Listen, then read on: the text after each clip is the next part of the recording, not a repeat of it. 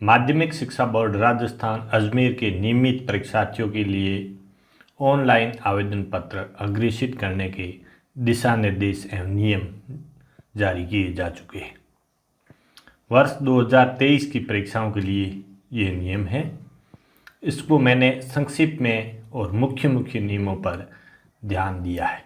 यदि आपको ये संपूर्ण रूप से पढ़ना है तो आप इसे संपूर्ण रूप से पढ़ें। जो मुख्य बातें हैं वो मैं आपको इसमें शॉर्ट में बताने की कोशिश करूँगा। ये परीक्षा 16 मार्च 2023 को प्रस्तावित है, गुरुवार के दिन। इसमें आपको ऑनलाइन व्यवस्था के अनुसार परीक्षा शुल्क अधिकृत बैंकों में जमा करवाना है। आगे हम बैंकों के नाम बता देंगे। और मुद्रित आवेदन पत्रों की हार्ड कॉपी, परीक्षा शुल्क का चालान, अग्रेषण सूची और परीक्षा शुल्क विवरण ये आपको नोडल केंद्र पे जमा करवाना है। आगे हम इसको विस्तृत रूप से बताएंगे। और ऑनलाइन आवेदन पत्र भरने की व्यवस्था और ऑनलाइन आवेदन कैसे करना है ये मैं एक सेपरेट वीडियो में आपको बताऊंगा। हम जानते हैं इसके लिए वेबसाइट rajeducationboard.rajasthan.gov.in इसकी अधिकृत वेबसाइट है। इसके लिए इस बार नया पोर्टल जारी किया है, इसलिए पुराने पोर्टल के आईडी पासवर्ड उसमें भरने हैं, वो ऑटो प्रोसेस नहीं होंगे। जैसे पहले अपने आप भर जाते थे गूगल से, वैसे नहीं होंगे। इस बार खुद याद करके वो भरने पड़ेंगे आपको। और उस चालान पर अंतिम दिनांक मुद्रित होगी। अंतिम दिनांक की बात अभी जो जारी की गई है उसकी हम आगे बात कर लेंगे। और चालान चयनित बैंकों में जमा करवाना है। बैंकों के नाम भी हम आगे बता देंगे। बैंक द्वारा चालान की 3 प्रतियां और एक अग्रेषण सूची पर मोहर लगाकर आपको वापस दी जाएगी। आपको चालान के साथ अग्रेषण सूची की 2 प्रतियां बैंक में जमा करवानी है। ऑनलाइन चालान पर दिए गए ट्रांजैक्शन नंबर आप फीड करेंगे।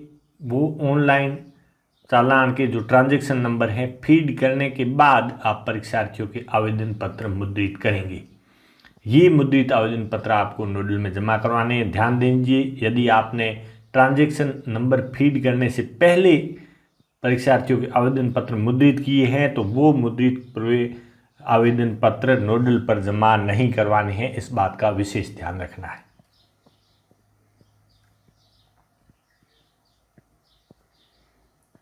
अग्रेषण शुल्क 50 रुपये प्रति परीक्षार्थी निर्धारित है। ये ऑनलाइन डाटा फीडिंग हेतु व्ययों की पूर्ति विद्यालयों द्वारा उक्त राशि में से करनी है। ये 50 रुपये अलग से लिए जाएंगे।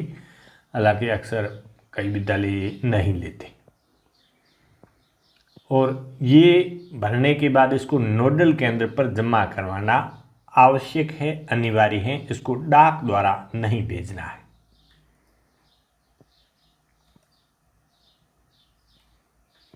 शुल्क की बात करें तो परीक्षा शुल्क 600 रुपये है। और प्रायोगिक परीक्षा के लिए प्रति विषय 100 रुपये शुल्क है।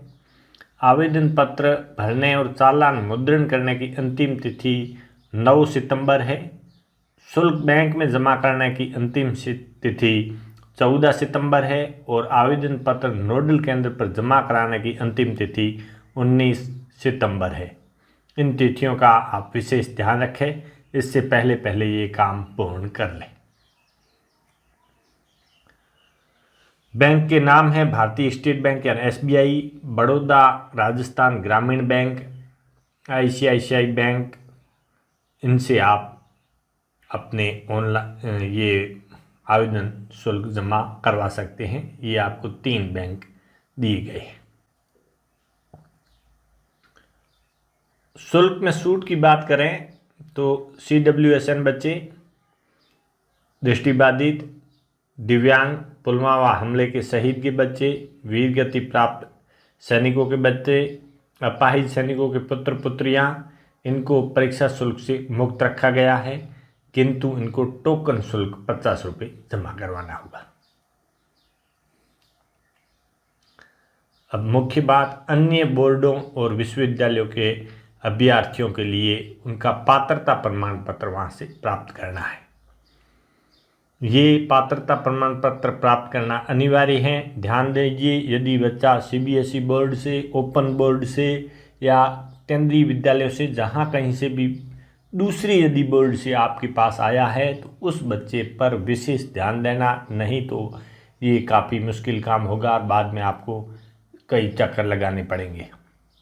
इसलिए ऐसे बच्चों पर विशेष ध्यान रखना। उसका पात्रता प्रमाण पत्र का क्रमांक और उसकी दिनांक आपको ऑनलाइन आवेदन में भरनी है और इस मूल पत्र को आपको जमा करवाना होगा नोडल केंद्र पे।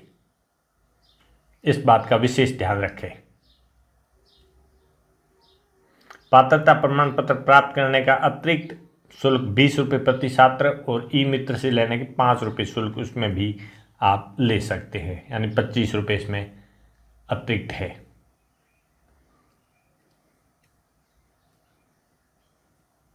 ऑनलाइन आवेदन भरने के जो आवश्यक निर्देश हैं ये बोर्ड की वेबसाइट से भरे जाएगा। इस बार थोड़ा इसका डेटा स्ट्रक्चर बदला है और लॉगिन करने के लिए 7 अंकों की आईडी आपको पूर्व में दी जा चुकी है। यदि आप नए विद्यालय है तो आप वहां से प्राप्त कर लें, उसको रीसेट करना है पासवर्ड, तो उसके नीचे ईमेल एड्रेस है, वहां से आप रीसेट कर लें।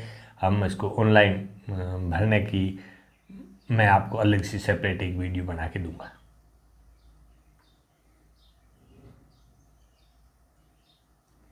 परीक्षा शुल्क जमा कराना। परीक्षा शुल्क चालान 4 प्रतियों में मय शुल्क विवरण प्राप्त होगा। अग्रेषण सूची 2 प्रतियों में मुद्रित करनी है और इसमें वैलिडिटी डेट कंप्यूटर द्वारा जो अंकित होगी उसके अनुसार ही इसको जमा करवाना है। बैंक द्वारा शुल्क जमा करवाने के पश्चात अग्रेषण सूची की 1 प्रति पर बैंक की सील लगाकर तथा चालान फॉर्म की 3 प्रतियां आपको बैंक वापस लौटाएगा। बैंक द्वारा चालान फार्म पर एक ट्रांजैक्शन नंबर अंकित होगा।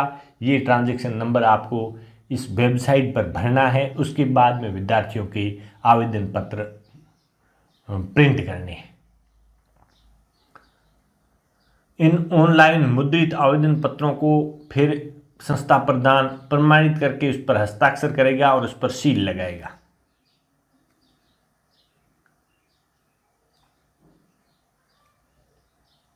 यदि किसी परीक्षार्थी का प्रवेश पत्र खो जाता है तो डुप्लीकेट प्रवेश पत्र के लिए 50 रुपये शुल्क जमा करवा के उसको देना है।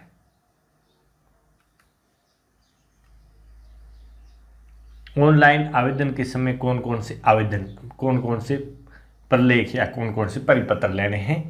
तो यदि आप 10वीं की परीक्षा के लिए आवेदन पत्र ले रहे हैं तो यहाँ ध्यान देना 8वीं की मार्कशीट और 9वीं की मार्कशीट, उसमें जन्म तिथि अंकित हो, साला प्रदान पर के उस पर साइन हो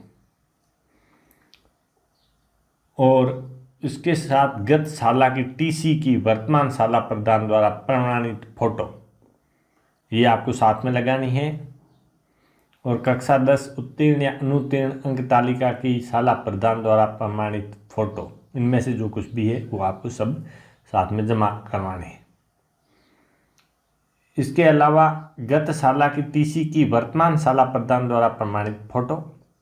ध्यान दीजिए, यदि आपके यहाँ बच्चा कक्षा 10 में एडमिशन लिया है और आप 10 का फॉर्म भर रहे हैं तो उसकी टीसी पर पूर्व संस्था जहाँ से वो आया है उसके संस्था प्रदान से प्रमाणीकरण टीसी पर और मार्कशीट पर जरूर करवा ले, अटेस्टेड करवा ले और वो इसमें साथ लगेगा। इस बात को गंभीरता से लें। जैसे बच्चा आप 12वीं का फॉर्म भर रहे हैं और 12वीं में ही आपके एडमिशन लिया है उस बच्चे में ने, तो उसकी अंक तालिका और उसकी टीसी पूर्व जिस विद्यालय से वो आया है उसकी संस्था प्रदान द्वारा प्रमाणित करना है। उस अटेस्टेड के बाद में अपना संस्था प्रदान भी इसको अटेस्टेड करेगा। नोडल केंद्र पर आपको ये चीज़ें जमा करवानी है। परीक्षा शुल्क अग्रेषण पत्र ये 2 प्रतियों में होगा। परीक्षा चालान रसीद, परीक्षार्थियों के नाम की अग्रेषण सूची, ऑनलाइन भरे गए आवेदन पत्र, पात्रता प्रमाण पत्र मूल यदि वो अन्य बोर्ड से आया है और पूर्व परीक्षा उत्तीर्ण की अंक तालिका यानी प्रयोजन प्रमाण पत्र, ये टीसी की प्रतिलिपि ये आपको लेनी है उन जिन विद्यार्थियों के लिए लागू है दोनों उनसे। ये चीज़ें आपको नोडल केंद्र पर जमा करवानी है। कक्षा 9 से 12 तक पुनः प्रवेश हेतु वर्ष 2011 से अधिकतम आयु सीमा के बंधन को समाप्त कर दिया गया है। यहाँ परीक्षा के कोड में कुछ बता दूँ, हिंदी के लिए 1, अंग्रेजी के लिए 2, ये उच्च माध्यमिक के लिए है। आप अपने सब्जेक्ट के अनुसार यहाँ से देख लें। राजनीति विज्ञान के लिए 11, इतिहास के लिए 13, इसी प्रकार अन्य सब्जेक्ट्स के आप कोड यहाँ से एक बार देख लें। हिंदी साहित्य के 21 है। हिंदी साहित्य में हम जब ऑनलाइन फॉर्म भरते हैं तो हमारे पास में ये थोड़ा यहाँ वहाँ लफड़ा रहता है, तो इसलिए आप यहाँ से चेक कर लें। हिंदी साहित्य के 21 है, क्योंकि जब हम ऑनलाइन आवेदन भरते हैं तो वहाँ हिंदी साहित्य 2-3 जगह लिखा होता है तो कन्फ्यूजन करता है, इसलिए आप यहाँ से देख लें। इसी प्रकार ये उपाध्याय परीक्षा के हैं। आपके सब्जेक्ट के अनुसार आप कोड यहाँ से देख सकते हैं, चेक कर सकते हैं। अंत में मेडिकल और हेल्थ डिपार्टमेंट का ये सर्टिफिकेट है कि यदि कोई डिसेबल पर्सन जो अपने साथ में किसी साथी को बिठाकर लिखने के लिए यानी सहायक लेता है, तो उसके लिए अंतिम पेज पर, पेज नंबर 22 पर इसका जो परफॉर्मा दिया गया है, इसी के अनुसार वो इसको फिल करके डॉक्टर से जो साइन करवा के और इसको संस्था प्रधान को सौंपेगा, ताकि उसको उसका सहायक दिया जा सके लिखने।